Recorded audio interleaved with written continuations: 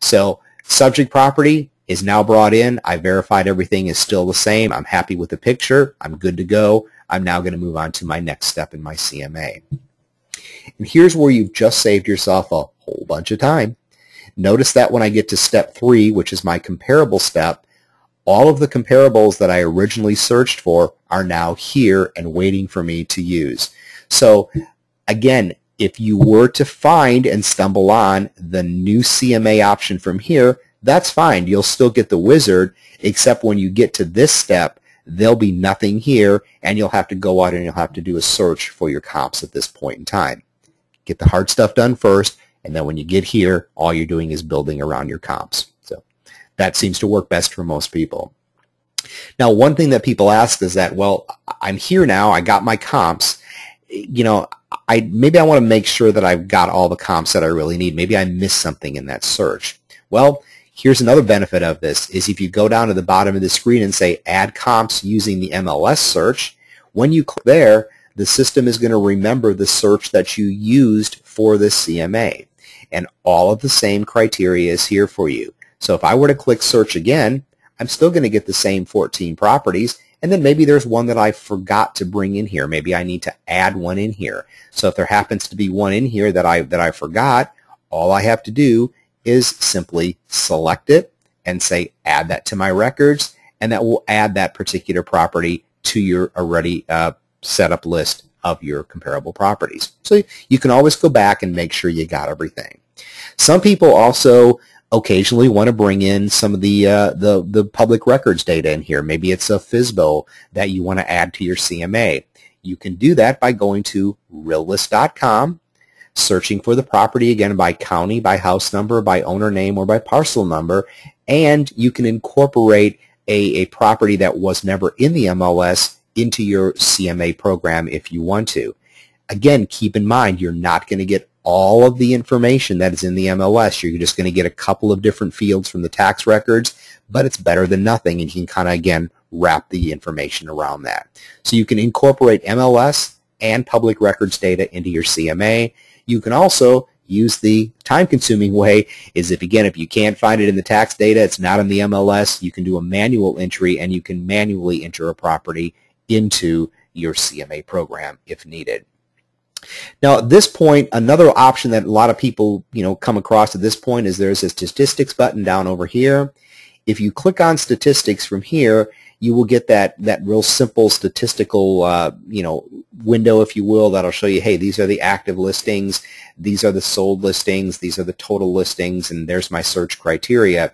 So you might want to print this off and just keep this as a little cheat sheet, if you will, so you have something to work with, just again, so you can quote some numbers real quick. You've got your high, your low, your average, and your median, so you can, of course, look at that if you need to. Again, just remember there is a statistics button here on step number 3 if you want to print out your stats from this point of your CMA.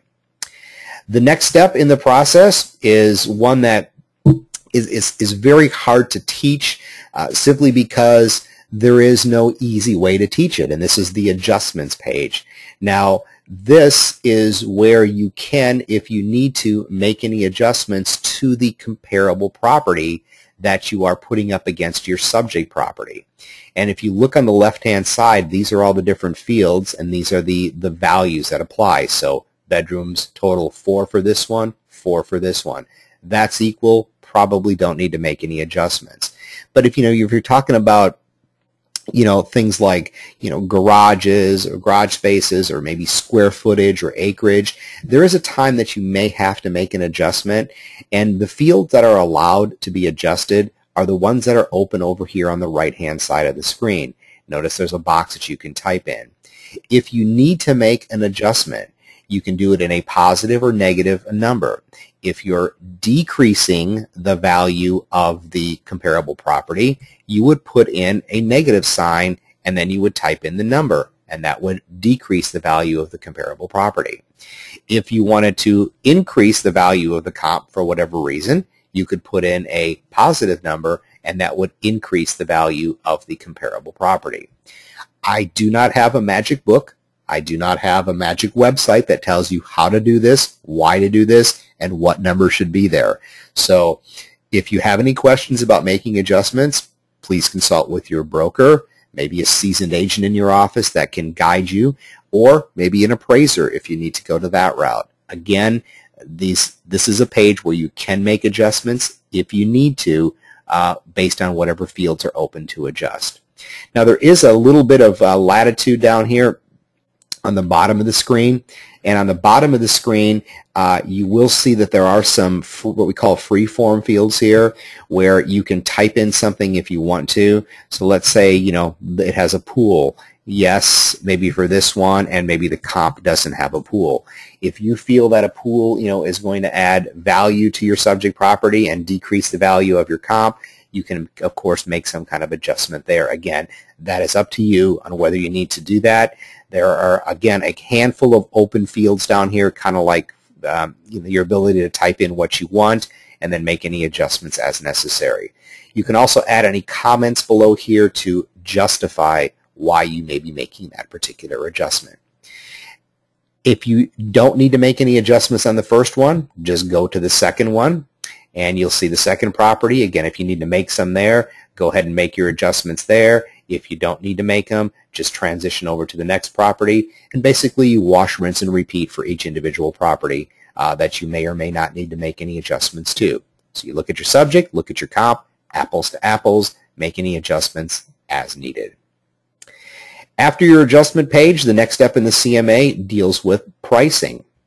Now, as far as pricing goes, you know, we basically use the facts. We take the closed or sold properties and we say we're going to present you with the selling price on an average type of a figure here. So in this case, the properties that have closed or sold range from 204 to 233 500, and the average is 225 500. And those are all, again, designated over here on the right-hand side. Now, if you made any adjustments, that would take into account the adjusted list or the adjusted sale price. So since I didn't make any here, it's just taking basically what the property sold for or what the property is currently listing for. If you do not like that calculation and you want to change that, you can click on the drop-down arrow and you have some different selections to work with. You can use the high price as the suggested price. You can use the low price. You can even use the list price if you prefer to do that. So you're not really set with this average price. We do give you some latitude here.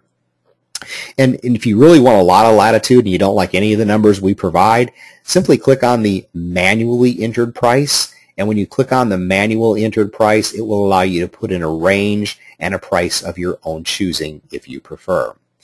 The question mark tells you how we compute the pricing. So if you're curious to see how we do that, this is a little help screen that will help you see that there. So once you've set some kind of a price for your subject property, the next step in the process is an optional step, and this is what we call, in this case, the seller's net proceeds. If we were doing a buyer CMA, this is where the buyer's closing costs would come in. Now, on this particular page, it's optional. If you don't want to use it, you can just skip right over it and go to the next step if you choose to. If you want to use this, it has an address that of the subject property, the estimated sale price that you put in on the previous screen. You can add in any additional mortgages or down payments, and then you can add in the settlement charges to make a net sheet, if you will. And to do that, you click on New Charge. You fill in whatever the charge is, if it's a fixed dollar amount, or it happens to be a percentage of, in this case, let's say it's a sell price. Click OK, and the math will be done for you. There's the settlement charge. 5% off of the $222,500 is $11,125 in this example. At the bottom of the screen, it's the sale price minus any total charges minus an existing mortgage equals basically the bottom line that the seller would be getting. So you can use this. You can add charges one by one if you want to do that, and then it is part of your CMA as a net proceeds sheet. Again, it is up to you if you want to use it or not. One thing you can do is you can go ahead, if you feel this is something that you would like to use, you can go in under Edit Defaults and you can create some reoccurring charges, and then you can apply those every time you get to this page, so you don't have to go and do them one by one. You can almost set up your default net sheet with common figures in it. Save it and give it a name, and then when you get to this point here, you can say apply defaults, and if there were any defaults in there, it would populate this for you, and then if you needed to change them, you could change them very easily if you needed to. So if this is something you feel is of worth to you, I encourage you to go ahead under Edit Defaults and create a template that you can apply every time you get to here, and then maybe just tweak a number or two if needed. If this doesn't apply to you at all, again, this is a step you can just cross over, just go to the next step, and not even worry about it. The 7th step is where you're going to choose the documents you would like to include in your CMA. Put them in the order you want, and bring in any documents that you want or take away any documents that you don't need. This is what we call our residential seller presentation. There are 2 boxes here. The available reports on the left-hand side, think about this as your library. On the right-hand side is your actual CMA presentation. All of these different reports now are going to be part of your CMA presentation.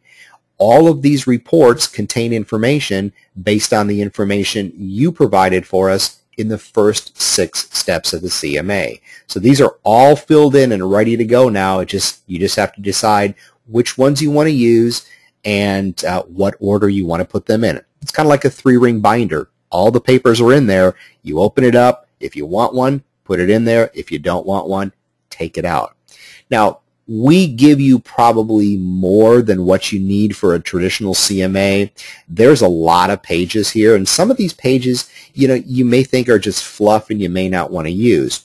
In fact, some of them may not even be applicable, like the property profile with a couple of statuses I didn't even use. So why should I include that in my CMA? Well, don't. Just select the report that you don't want or don't need and choose the arrow and slide it back into the library. I didn't use any canceled statuses, so I'm going to slide that back to the library. I didn't use expired. I'm going to slide that back into the library. So I'm basically shortening up my CMA and not having to print or email unnecessary or wasted pages. If you're not sure on what these reports or pages look like before you move them, you can always select them and you can say preview the report.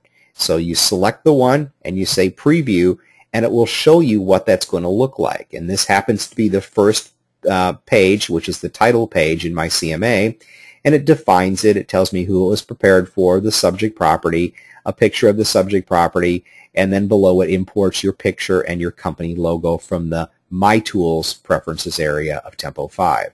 So that's what it looks like. If you're happy with that, that's great. I'm happy. I'm good with that.